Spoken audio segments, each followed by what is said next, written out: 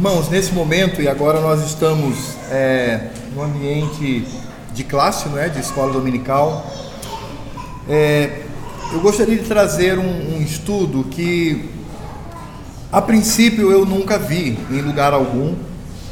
Então, eu já estou assumindo aqui a minha responsabilidade diante do que eu vou falar para os irmãos, mas que já tem alguns anos, eu tenho meditado sobre isso, e que envolve uma prática do Senhor Jesus que traz as mais variadas interpretações. Isso, obviamente, inclui o batismo de Cristo.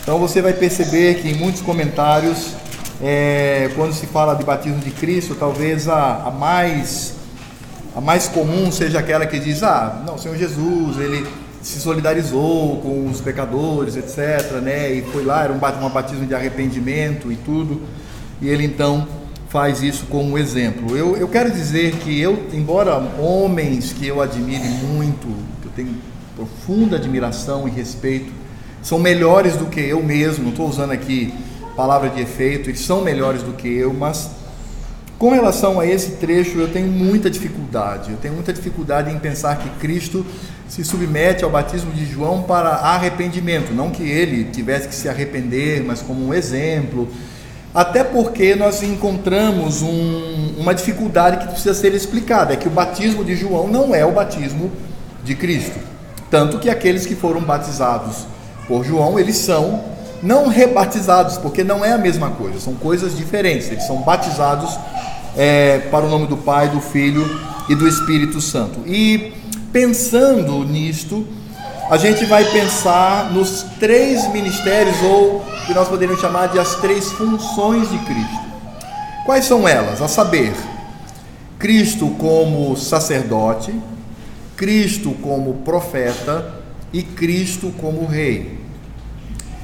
Então, as minhas conclusões, elas chegam da seguinte maneira: quando nós olhamos a maneira como é revelado esses ministérios, o de profeta e o de rei, nós vamos perceber que esse contexto de revelação do ministério de Cristo se assemelha e muito com o batismo de Cristo. Então, nesse sentido, eu gostaria de arrazoar com os irmãos com relação a isto, e de antemão eu queria já deixar claro o seguinte: quando nós olhamos, vamos falar ainda apenas na manifestação profética e na manifestação real de Cristo. Essa manifestação, ela acontece da seguinte maneira: há um evento público, isso é importante, há um evento público que as pessoas olham, e esse evento remete ao que está sendo revelado de Cristo Jesus. Fiquem calmos, eu sei que falando assim, essa introdução pode ser complicada, mas os irmãos vão entender, porque ao longo da exposição dos textos eu vou trazer isso que eu estou afirmando. Então, há uma manifestação pública, lembre-se disso, e há uma manifestação de Deus Pai. Então, o Deus Pai, ele fala do céu, e ele então ratifica o ministério de Cristo. Então, sem muita demora, eu quero começar de trás para frente, do ponto de vista histórico, né, na maneira como esses ministérios de Cristo foram revelados. Eu quero primeiro falar sobre o ministério real de Cristo, de rei. Abra lá no Evangelho de João, capítulo 12, e vamos ver estes elementos aqui. Como eu disse, a responsabilidade é minha. Se eu ensinar aqui alguma coisa complicada, o pastor Hebe depois terá a honrosa atuação de corrigir. Mas é o que eu tenho pensado da minha dificuldade, sobretudo com relação ao significado do batismo de Cristo. Então, vamos lá. Evangelho de João, capítulo 12, a gente pode começar aqui no verso 12. O que nós temos aqui? A entrada triunfal. Então, vamos lá. No dia seguinte, a numerosa multidão que viera à festa, tendo ouvido que Jesus estava de caminho para Jerusalém, tomou ramos de palmeiras e saiu ao seu encontro, clamando: Hosana, bendito o que vem em nome do Senhor e que é rei de Israel. E Jesus, tendo conseguido um jumentinho, montou-o, segundo está escrito: Não temas, filha de Sião, eis que o teu rei aí vem montado em um filho de jumenta. Então preste atenção como que se desenvolve toda essa questão, não é? Ou seja, o que nós percebemos aqui? Agora os irmãos vão começar a entender o meu argumento introdutório. Há uma manifestação pública aqui. E essa manifestação pública não aponta para o sacerdote, não aponta para o profeta, mas aponta para quem? Para o rei. Então aqui, quando as pessoas olham o cenário, elas percebem que ali, este cenário comunica o rei. E Jesus está nesta cena, porque Jesus ele entra num jumentinho, e eles então começam a balançar as palmeiras. Aliás, uma vez no seminário eu vi um camarada que cada um interpreta como quer, né? Ele estava justificando o uso das palmas no culto, porque ele diz que quando receberam Jesus, receberam com palmas nas mãos, né? Não, amigo, palmas é a folha da palmeira, não é palma de ritmo, não é? É a folha da palmeira, então enfim, né? Mas aqui todo o cenário está, eles colocavam a folha de palmeira, colocavam o tapete, e eles clamavam dizendo: Hosana, bendito que vem em nome do Senhor e que é rei de Israel. E aí João, ele nos traz uma revelação toda preciosa no verso 15, que se cumpre o que diz: não temas, filha de Sião, eis que o teu rei aí vem montado em um filho de jumento. Então vejam, um evento público, visível e que aponta para o rei. Agora vejam só o que vai acontecer neste momento, nesse episódio, a partir do verso 28, que aí nós temos os gregos que vêm também, eles querem ver a Cristo. Cristo então começa a falar sobre o seu trabalho, o seu ministério. Ainda é o mesmo contexto da entrada triunfal, porque João ele está detalhando aqui as palavras de Cristo e a atuação nesse momento. Agora veja só o que diz do verso 38 ao verso 33, ou seja, veja o que vai acontecer. Cristo, depois que começa no verso 23, quando ele fala sobre o seu ministério, sobre a sua atuação, no verso 28 ele diz assim: Pai, glorifica o teu nome. Essa palavra glorifica o teu nome, ela precisa ser vista no contexto de rei, ela precisa ser vista no contexto da entrada triunfal de Cristo. Então a cena é bastante simples. Ele entra montado num jumentinho, e algumas pessoas dizem assim: olha como o Senhor é humilde, né? Veio montado num jumentinho. Não, irmãos, os reis tinham essa prática. O jumento lá na época de Cristo não tem a mesma má fama que tem hoje no nosso meio. Era um animal de montaria, era um animal que os reis, Davi andou numa mula, vocês sabem disso, está lá nas escrituras. Então era de fato uma imagem real. Ele poderia estar a cavalo ou num animal qualquer de condução. Então a cena era uma cena real, era uma cena que levava aos reis. E aí nesse contexto é quando Cristo ele ora ao Pai e diz assim: Pai, glorifica o teu nome. Então veio uma voz do céu. Então nós temos uma manifestação pública e visível, e nós temos o Deus Pai Todo-Poderoso falando audivelmente, todos poderiam ouvir. E o que Deus fala? Eu já o glorifiquei e ainda o glorificarei. Verso 29, a multidão, pois, que ali estava, tendo ouvido a voz, dizia ter havido um trovão. Outros que entenderam disseram: foi um anjo que lhe falou. Então veja, Deus falou e as pessoas ouviram, e a manifestação pública era de um rei. Verso 30, então explicou Jesus: não foi por mim que veio essa voz, e sim por vossa causa. Chegou o momento de ser julgado este mundo, e agora o seu príncipe será expulso. Veja que a linguagem de Cristo também é linguagem de rei, porque o rei cuidava do povo. O rei verdadeiro, que inclusive no Velho Testamento é chamado de pastor.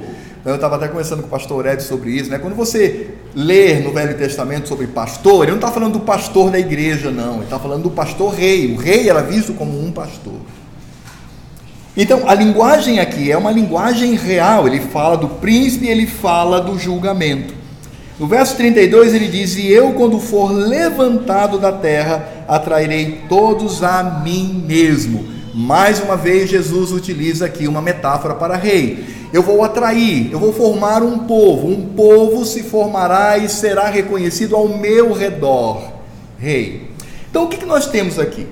Nós temos, eu quero ser bem enfático nisso, temos uma manifestação pública, um quadro, uma imagem pública, que é Jesus na montaria, entrando em Jerusalém, que era a capital preciosa de Davi. O povo olha para eles: bendito o rei que vem, nosso rei chegou.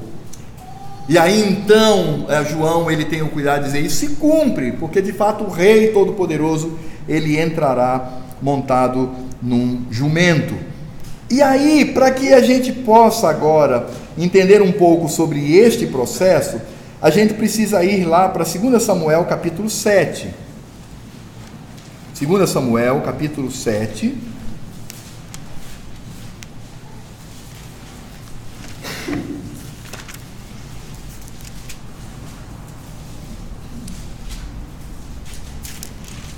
Então veja só o que diz o verso 12 e o verso 13. Então diz assim a palavra do Senhor, 12 e 13. Deus falando para Davi: quando teus dias se cumprirem e descansares com os teus pais, então farei levantar depois de ti o teu descendente, que procederá de ti, e estabelecerei o seu trono. Este edificará uma casa ao meu nome, e eu estabelecerei para sempre o trono do seu reino.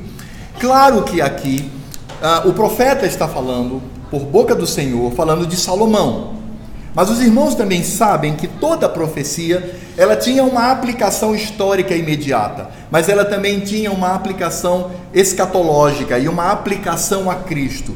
Então, de fato, aqui, quando Salomão ele veio, sentou no trono, construiu o templo, o profeta Natã falou sobre isso. De fato, o Senhor nos revelou essa verdade.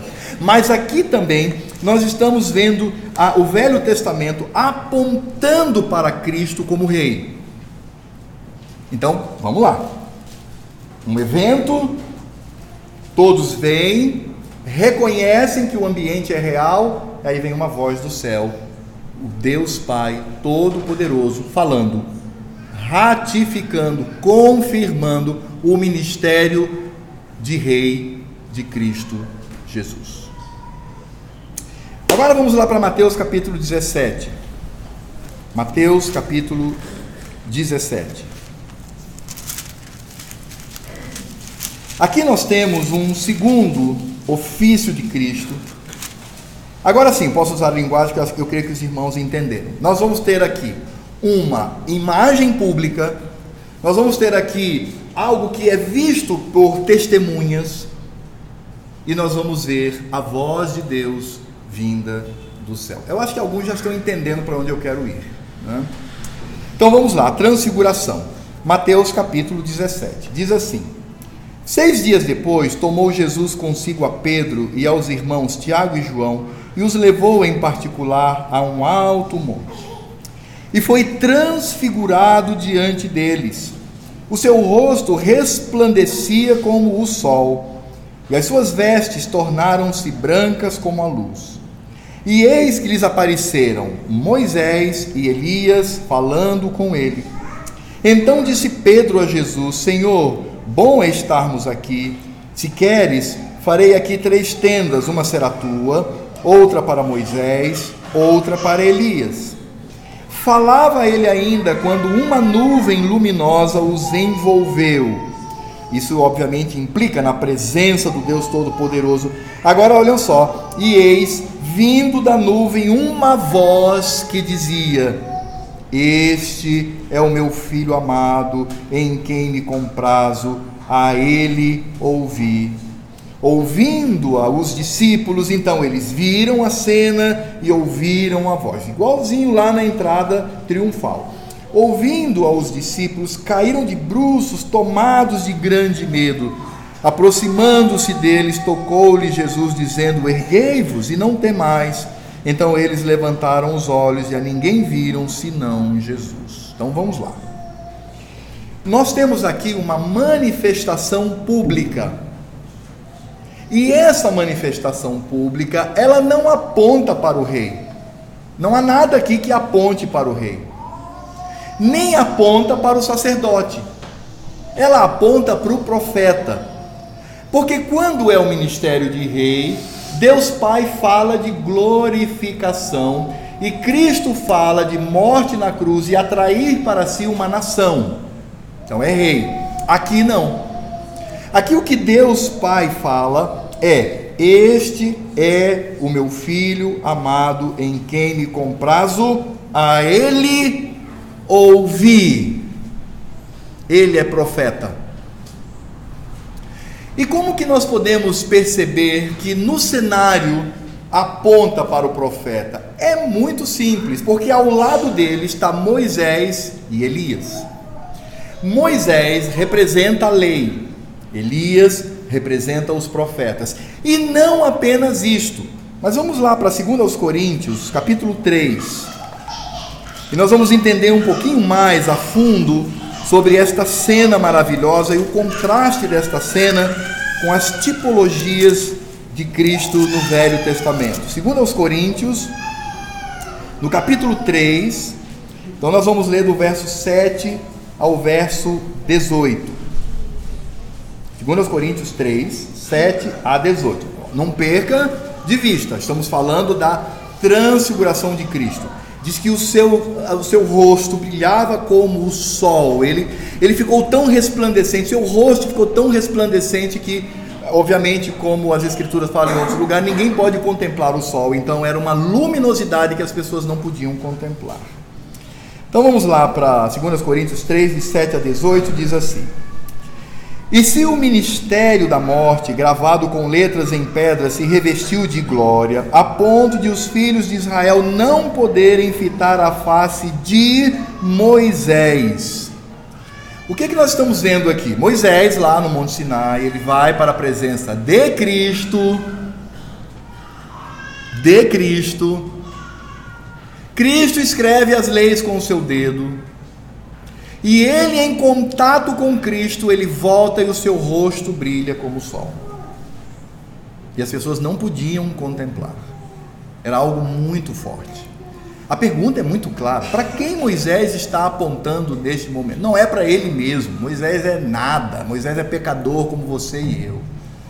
Moisés só vai para o céu porque Cristo morreu por ele, porque ele foi um eleito de Deus. A ele devemos toda a nossa consideração, respeito, obviamente, até por ser um dos nossos pais, né? Assim como também devemos aos nossos pais do passado, como os puritanos, os reformadores e tantos outros. Mas Moisés era um homem pecador. Mas ele traz sobre si uma tipologia que aponta para alguém, e esse alguém é Cristo.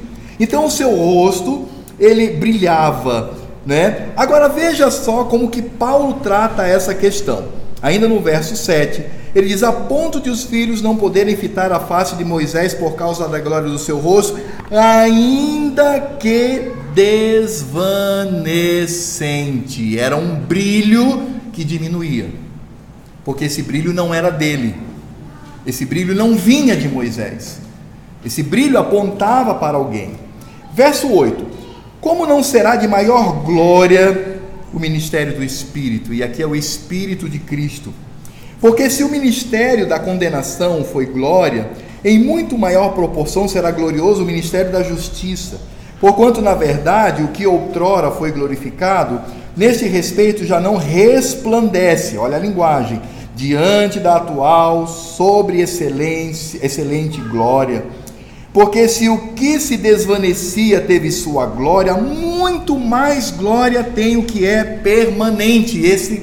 Essa glória é de Cristo, o profeta.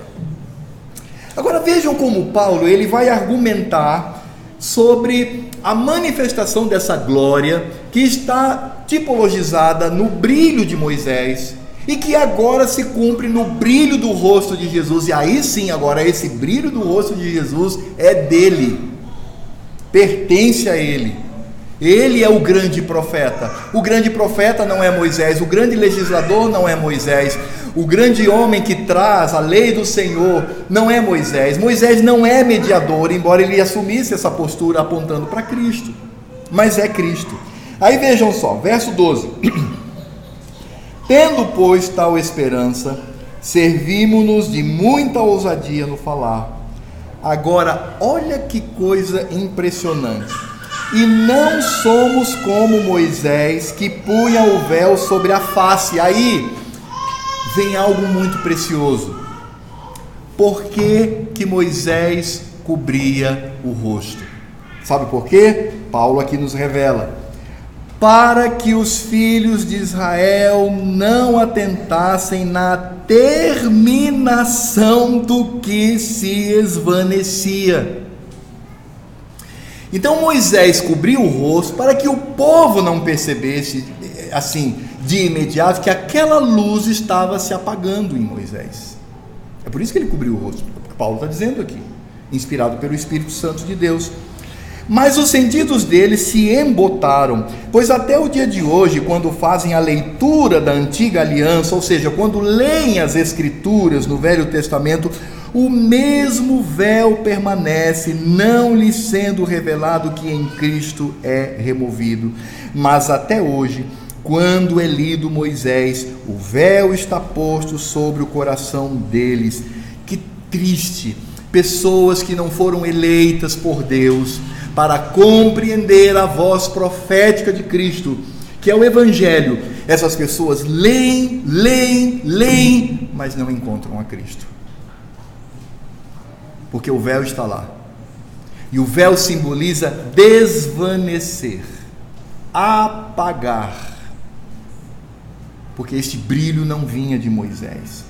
Verso 16: quando, porém, algum deles se converte ao Senhor, aí sim o véu lhe é retirado.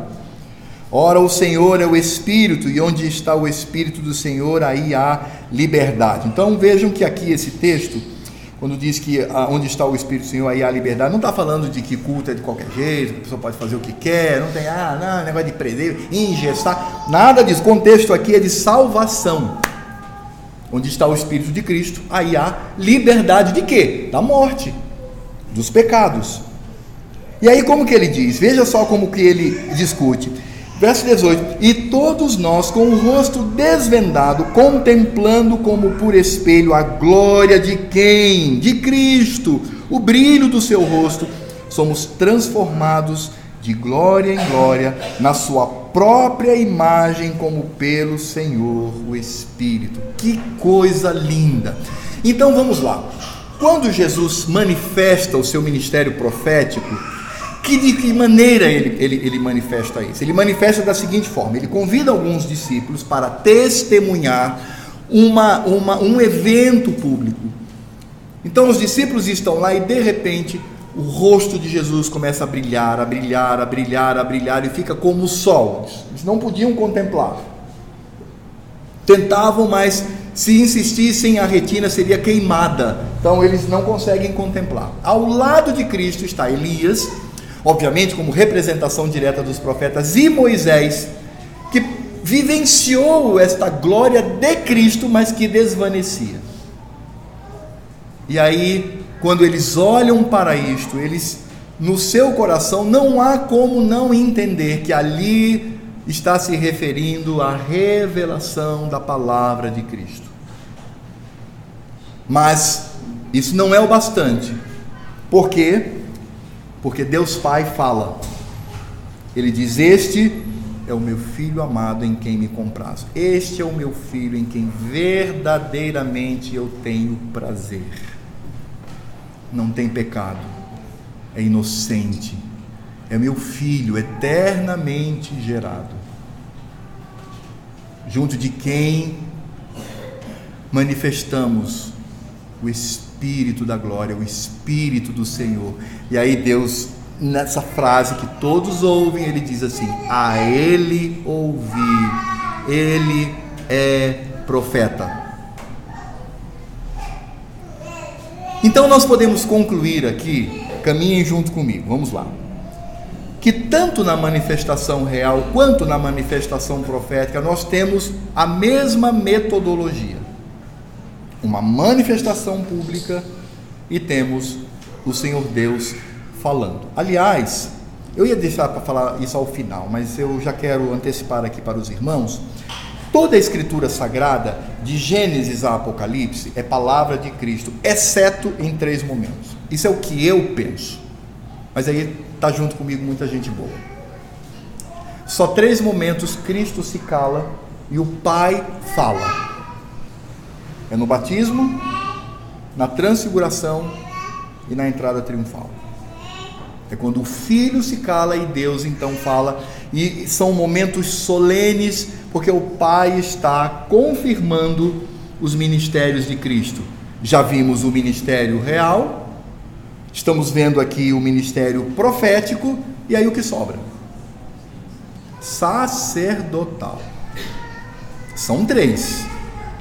Aí nós podemos fazer a seguinte pergunta: onde encontramos a mesma metodologia? Onde encontramos uma cena que nos remete a um ofício? Onde? E onde essa cena é pública? E onde existe a confirmação da voz de Deus Pai do trono da glória, confirmando o ministério de Cristo? Abra lá em Êxodo, capítulo 29. Êxodo, capítulo 29. Eu quero fazer a leitura do verso 4 ao verso 7. Vamos ler a partir do verso 1. Vai ter um contexto bastante firme e a gente vai então até o verso 7. Êxodo 29, de 1 a 7. Diz assim a palavra de Deus: isto é o que lhe farás para os consagrar, a fim de que me oficiem como sacerdotes. Então, vocês vão fazer isso. Toma um novilho e 2 carneiros sem defeito, e pães asmos e bolos asmos, amassados com azeite, e obreias asmas, untadas com azeite, de flor de farinha de trigo os farás. E os porás num cesto, e no cesto os trarás. Trarás também o novilho e os 2 carneiros. Agora eu quero que você preste atenção, por favor, meu irmão, a partir de agora. Vamos lá, de 4 a 7. Então farás que Arão e seus filhos se acheguem à porta da tenda da congregação, e os lavarás com o quê? Aqui é uma sala de aula, meu irmão. Pode falar. Água. Então o Senhor Deus diz assim: pega aqueles que são consagrados ao ofício de sacerdote, dá um banho neles, na frente da multidão. Mas não somente isso, porque quando ele diz no verso 4, eu faço questão de repetir: então farás que Arão e seus filhos se acheguem à porta da tenda da congregação e os lavarás com água. Depois tomarás as vestes e vestirás Arão da túnica, da sobrepeliz, da estola sacerdotal e do peitoral, e o cingirás com o cinto de obra esmerada da estola sacerdotal, e por-lhe-ás a mitra na cabeça, e sobre a mitra a coroa sagrada. Então, tudo isso aqui que nós vimos, do verso 5 ao verso 6, são tipologias de Cristo, muito brilho, muito colorido, muito cerimonial, porque está apontando para Cristo. Mas veja o que vem em seguida, no verso 7. Então tomarás o óleo da unção e lhe o derramarás sobre a cabeça, assim o ungirás. Como que se consagrava um sacerdote no Velho Testamento? Chamava, colocava em frente à congregação, ele ficava com roupas mínimas, né, um tipo de short, na frente da multidão. Então a primeira coisa que ele fazia, dava um banho nele, pegava água e jogava sobre ele. No deserto não tinha rio, né, não tinha... Então jogava água sobre ele, e tomava um banho. Depois colocavam as roupas para indicar o seu sacerdócio, porque o sacerdócio desses homens não lhes pertencia, pertence a Cristo. Então por isso eles têm que usar aquelas roupas para, com todo o brilho, com todo o colorido, com toda a pompa, apontar para Cristo. Aí em seguida era derramado o óleo da unção, e ele então era consagrado pelo derramar do óleo na frente das pessoas. Banho, confirmação do ministério, presença do Espírito Santo de Deus. porque o óleo simboliza o Espírito de Cristo. Isso te lembra algum evento no Novo Testamento? Vocês percebem que eu não estou tão maluco assim, né? Vamos lá para Mateus.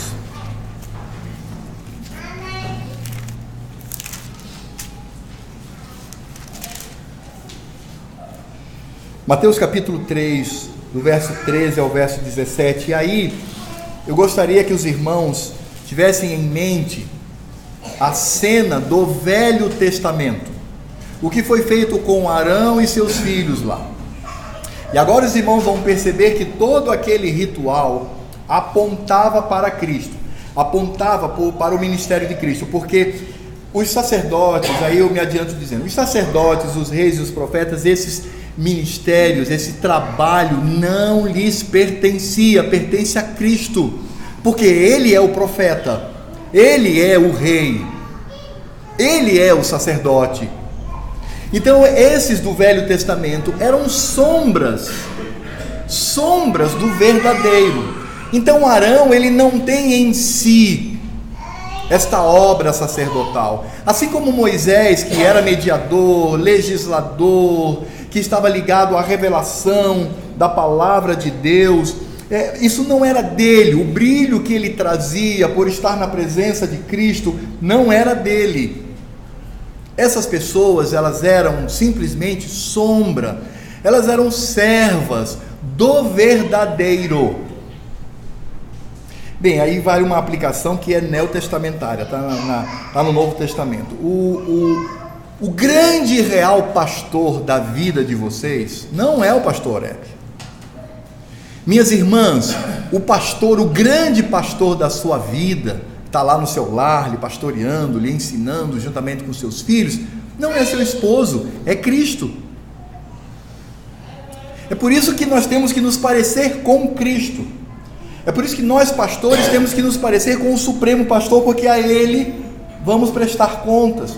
É por isso que o marido, ele tem que amar a esposa e tem que tratar a sua família como Cristo, não é dele. Porque os irmãos sabem que cada marido, um pastor do lar. Cada marido, não é menos que isso não. E cada marido se parecendo mais e mais com Cristo, mostrando o relacionamento de Cristo com a sua esposa, que é a igreja. Então isso não nos pertence, pertence a Cristo. É em Cristo que realizamos. No Velho Testamento, sombra, então em Cristo realizavam o ministério apontando para Cristo. E nós agora, no Novo Testamento, porque Cristo agora historicamente está no passado também, mas não mais como tipo, mas simplesmente nele, porque o verdadeiro veio, não é mais sombra. Então nele exercemos o ministério da palavra. A mesma coisa, a questão do sacerdote. Esses sacerdotes apontavam para Cristo. Aí me permitam a ênfase. Como é que era mesmo? Ficava lá, tomava um banho público, vestia toda a indumentária colorida e tal, cerimonial, que apontava para o verdadeiro. Aí depois tinha unção com óleo. Agora vamos ver o que acontece com Cristo. Mateus 3, de 13 a 17. Por esse tempo dirigiu-se Jesus da Galiléia para o Jordão, a fim de que João o batizasse. Ele, porém, o dissuadia, dizendo: eu é que preciso ser batizado por ti, e tu vens a mim. Então João Batista tinha juízo, né? Ele tinha juízo. Porque João Batista, ele, quando viu a Cristo, ele tomado, cheio do Espírito do próprio Cristo. Já pensou? Cristo está lá, né? A gente viu isso ontem, né? Cristo está lá, homem, mas o Espírito de Cristo está em João, porque ele não deixou de ser Deus. E aí João brada: eis o Cordeiro de Deus, que tira o pecado do mundo. Isso antecipa o quê? O ministério de rei? Não. O rei tinha alguma coisa a ver com sacrifícios? Não. Aliás, hoje à noite, já dando uma degustação, a gente vai ver sobre isso. A função do rei não era sacrificar, isso é sacerdote. Isso aponta para o profeta? Bem, os profetas poderiam realizar sacrifício, mas não aponta diretamente. O cordeiro está ligado ao sacerdote, porque ele imolava o cordeiro por conta dos nossos pecados. Então, João sabia quem era o seu primo. Ele sabia quem era o seu primo. E ele não era maluco, ele tinha juízo. E eu imagino, irmãos, todo historiador é assim, né? Ele tem essas coisas assim de imaginar. Eu imagino, assim, João, ele deve, eu imagino, né? Coisa da minha cabeça. Eu acho que ele ficou trêmulo, porque ele sabia que Deus estava ali diante dele.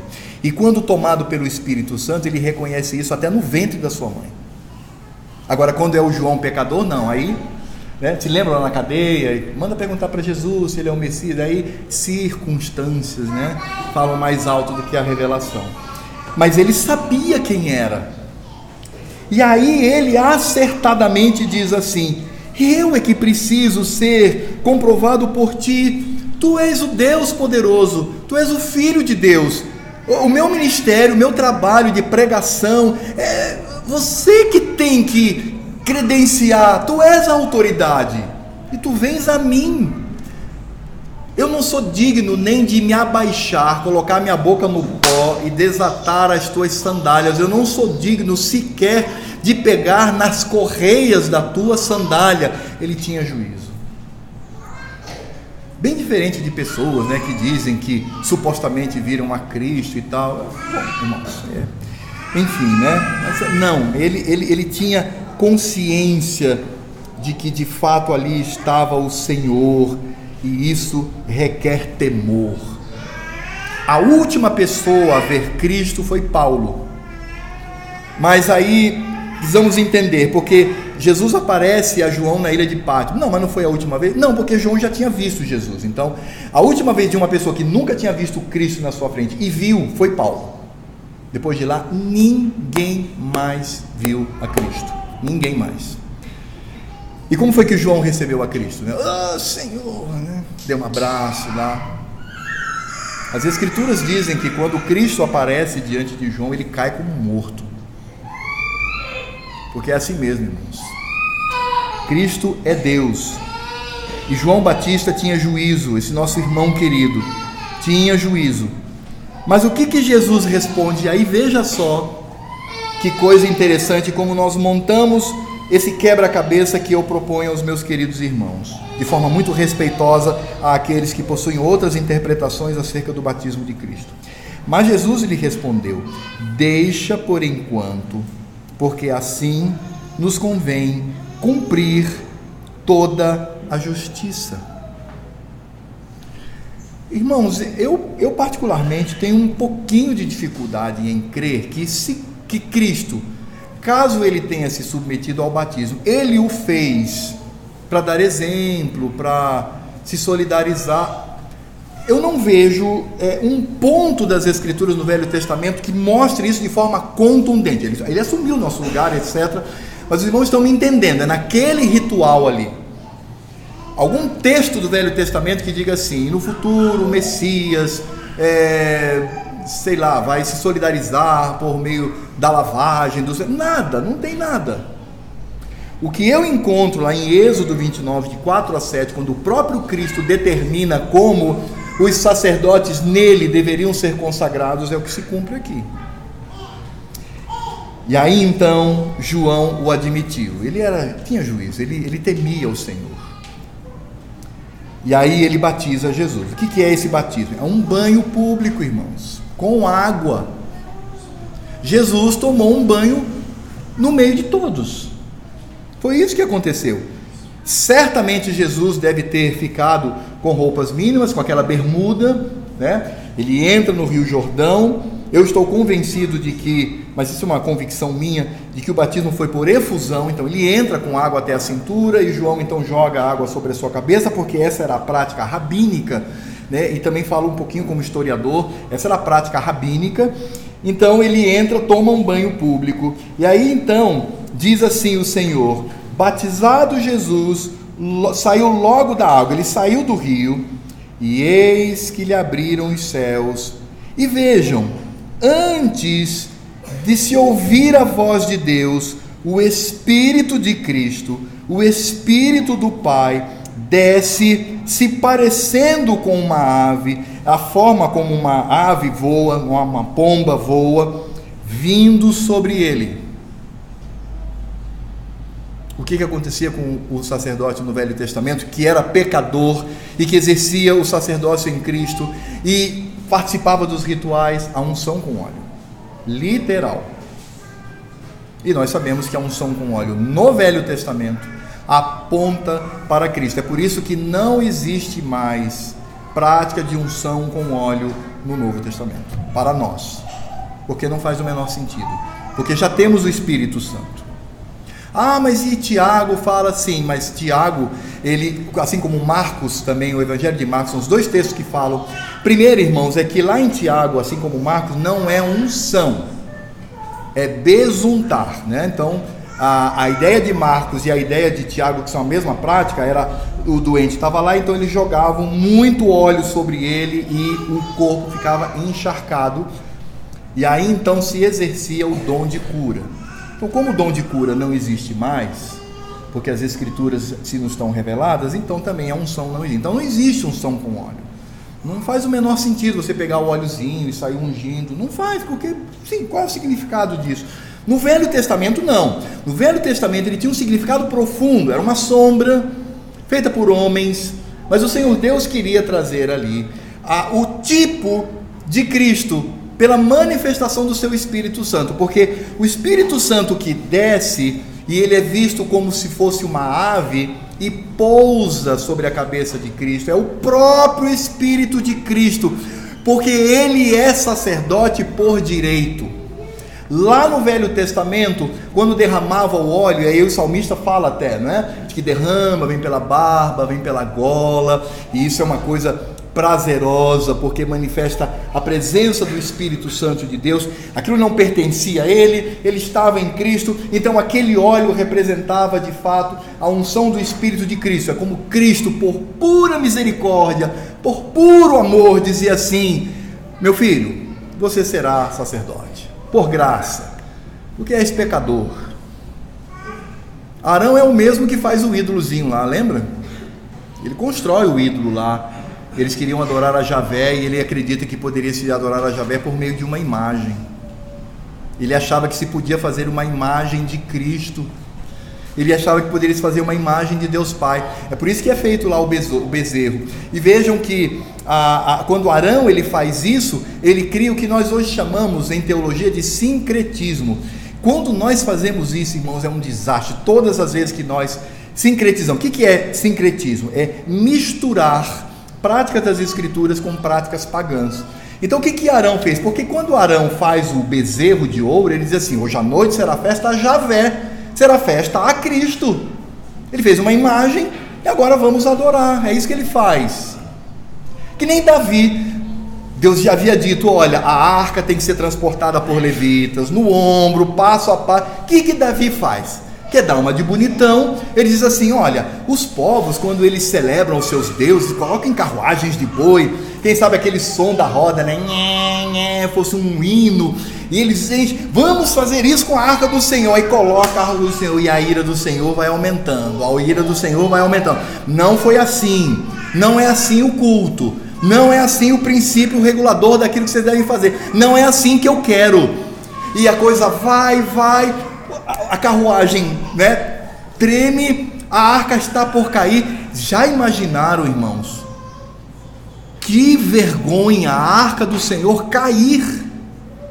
Aí Uzá, todo cheio de boa intenção, vai lá e estende a mão. Deus, na sua ira, fulmina na hora. Por quê? Porque queria imitar os pagãos.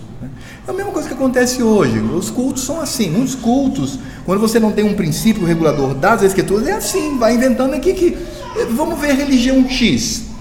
Vou ser politicamente correto aqui. A Sandra, minha esposa, sempre adverte: olha, tá bom, então vamos lá. Religião X, que vem lá da África, não estou dizendo qual é, mas quais são as práticas dela? Isso atrai muita gente. Então vamos lá, vamos fazer. Qual é a outra? Vamos lá. Qual é o comunicador aí da televisão que tá? É o fulano de tal. Vamos lá, vamos imitar, vamos até usar a entonação de voz. É isso. Você junta paganismo com o Senhor. Isso é ajuntar pecado com ajuntamento solene. Deus odeia isso. É ódio mesmo, irmãos. Deus odeia essas coisas. Então o que Arão fez foi exatamente isso. Então, por que eu estou dizendo isso, esse grande parênteses? Porque Arão era pecador, irmãos, era como nós, pecava. Eu fico pensando, tem afronta maior a Cristo do que você fazer uma imagem dele e ainda usar um touro? Porque pode ser touro, pode ser homem, pode ser um homem europeu, pode ser um homem de qualquer espécie, pode ser qualquer coisa. Tem algo mais abominável? Quebrar o segundo mandamento, fazer uma imagem de Cristo. Esse é Arão, nosso irmão, pecador, que viveu pela graça do Senhor. Aí Cristo o escolhe, concede graça a ele e diz: serás sacerdote em mim e para mim. E aí, quando Arão, seus filhos e obviamente os levitas, que eram consagrados sacerdotes, recebem o óleo, isso aponta para o Espírito de Cristo. E aí você percebe, irmão, pelo menos para mim, o cenário aqui se completa. E por que há a manifestação do Espírito do próprio Cristo? É bom que se diga isso, irmãos, como nós aprendemos ontem. Porque Cristo não deixou de ser Deus, foi o Espírito dele junto ao Pai, que procede do Pai e do Filho, que desceu. Por que isso? Porque nós temos a Trindade. No Velho Testamento nós temos elementos falhos, passageiros, que não duram para sempre. Aí nós temos então o tipo de Cristo, que é o nosso irmãozinho lá, pecador, alvo da graça, que está como sacerdote. Nós temos uma manifestação que corrobora aquilo, são as roupagens, que representa o ratificar de Deus Pai. E nós temos o derramar do óleo, que aponta para Cristo. Mas isso deveria ser feito, obviamente, no Velho Testamento, mediante o sacrifício de expiação. Porque era pecador, porque vinha de Cristo. Aqui nós temos a presença perfeita da Trindade para esse ministério, que é o primeiro a ser divulgado de Cristo, porque ele é o Cordeiro de Deus que tira o pecado do mundo. Então, lendo novamente o verso 16: batizado Jesus saiu logo da água, e eis que lhe abriram os céus, e viu o Espírito de Deus, o Espírito de Cristo, o Espírito do Pai, descendo como pomba, vindo sobre ele. E eis que uma voz dos céus que dizia: lá no ministério real de Cristo, glorificação. Lá no ministério profético, tenho prazer nele, ouçam-no, ouçam o que ele tem a dizer. E no ministério sacerdotal, o que o Pai nos diz? E aí a cena, não é? O Filho emudece e Deus Pai fala. Ele diz: este é o meu Filho amado, em quem tenho muito, muito, muito prazer e alegria. Ele é o sacerdote de vocês, e ao mesmo tempo ele é o Cordeiro de vocês, que tomará os seus pecados sobre si. Irmãos, para mim é claro como a luz do sol. E eu quero novamente dizer o seguinte: eu sei que existem muitos teólogos, irmãos queridos, que ao olharem para esse trecho vão usar aquele argumento, né? Não, o batismo de Cristo é somente porque ele quis se solidarizar com os pecadores no batismo e tal. Como eu disse, nós temos algumas dificuldades para esse tipo de argumento, e talvez a mais importante é o fato de que o batismo de João não é o batismo de Cristo, são coisas distintas, são coisas separadas. Aliás, o batismo de João é do Velho Testamento, o batismo de Cristo já é na Nova Aliança. Mas eu estou convencido de que aqui nós temos os elementos que coloquei lá na introdução e agora começo a concluir o nosso estudo lembrando. Primeiro, um evento público que aponta para o ministério. Esse evento de Cristo não aponta para Cristo como rei. Isso foi lá na entrada triunfal. Não aponta para Cristo o profeta. Isso foi lá na transfiguração. E assim como o rei, nós temos a promessa a Davi, temos na transfiguração a cena de Moisés usando o véu, da glória que desvanecia. Aí é por exclusão matemática também, irmãos. Porque esse evento é um evento público, testemunhado por pessoas, que remete a um aspecto ministerial. Por isso que João diz: eis o Cordeiro de Deus que tira o pecado do mundo. Ele antecede, é uma introdução. E Deus Pai, Ele fala diretamente ao ministério exercido por Cristo. É por isso que, como rei, glória; como profeta, ouvir; como sacerdote, prazer. Então, nele, todos os meus eleitos serão recebidos por mim, porque Ele é o verdadeiro mediador, Ele é o verdadeiro sacerdote. E vejam que após o batismo, todos os evangelhos confirmam, o Senhor Jesus vai para o deserto, e aí temos o início de uma perseguição feroz de Satanás contra Cristo. Começa quando se manifesta o Salvador. E Cristo, embasado sempre nas Escrituras, cumprindo o que fora prometido por Ele mesmo no Velho Testamento, Ele vence ao diabo para a nossa salvação. Então, irmãos, eu concluo dizendo que o batismo de Jesus, eu acredito que deve ser visto por essa perspectiva. Eu repito, eu nunca vi nada escrito sobre isto, mas deve ter alguém que possa ter tido a mesma percepção, eu não sei. Mas a minha percepção do batismo de Cristo é claro como o sol ao meio-dia. Aqui nós temos a manifestação do ministério sacerdotal de Cristo, porque Ele é o sacerdote que promove prazer no coração do Pai, e nele, como Cordeiro de Deus, temos o nosso pecado expiado. E aí sim, o ministério de João Batista era para o arrependimento, e a pregação de João Batista é para o arrependimento que só poderia ser realizado em Cristo Jesus, porque ninguém vai para o céu a não ser por Cristo. Desde Adão até, é uma frase que eu gosto de usar, algumas ovelhas minhas falam: ai pastor, quando o senhor fala isso me dá um frio na barriga, né?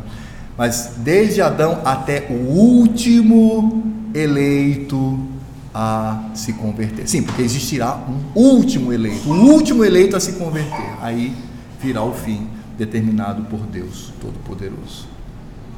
E todos estes, de Adão até o último, que não sabemos quem é, esse último, todos são salvos por Cristo Jesus, porque Ele é o sumo sacerdote por direito, e que por graça, no Velho Testamento, concedeu esta honraria a homens pecadores, miseráveis, que tiveram a sua vida redimida por Ele mesmo, o Cristo. Bem, como é que nós poderíamos pensar isso para a nossa vida? Primeiro é que, na minha concepção, pela lógica da exposição das Escrituras, os ministérios de Cristo, eles se fecham na mesma metodologia de manifestação. E em segundo lugar, para a glória do nosso Cristo, percebemos quão gracioso é o nosso Deus, porque Cristo é sacerdote, profeta e rei, não por causa dele, mas por causa de nós, seus eleitos. Que coisa, não é? Não, irmãos, você não concorda comigo? Por minha causa e por sua causa. Que amor! Como Cristo é digno de todo o nosso amor, de toda a nossa honra, de toda a nossa glória. não foi por minha causa. Até porque Cristo não precisa disso. Ele já é. Ele é. Não tem a doutrina da unicidade de Deus, que é algo tão precioso. Deus, ele não se torna, ele é. Essa é a doutrina da unicidade de Deus, da divindade. Mas Cristo então assume publicamente isso aqui na terra, por mim e por você, por puro amor, porque não tínhamos nada, como não temos nada em nós mesmos a oferecer ao grande Rei, que nos acolhe e nos protege contra o inimigo, ao grande profeta, que nos instrui e nos ensina o caminho da vida, e ao grande sacerdote, que se fez por ele mesmo o Cordeiro, que tirou os nossos pecados e nos fez retos diante do Pai. Nele mesmo. Que o Senhor Deus nos abençoe e nos ajude na compreensão da palavra. E aí, agora, propondo, é uma humilde, e é de coração que eu estou falando, irmãos, é uma humilde proposta teológica que eu proponho aqui a vocês. Olhar para o batismo de Cristo como um da série de 3 que corrobora o ministério sacerdotal de Cristo. Vamos ter uma palavra de oração e depois, não sei, pastor Hebe, se abre para perguntas, eu não sei como. Bom, você comanda aí, mas vamos orar. Eu pedi para o pastor Hebe orar, por favor.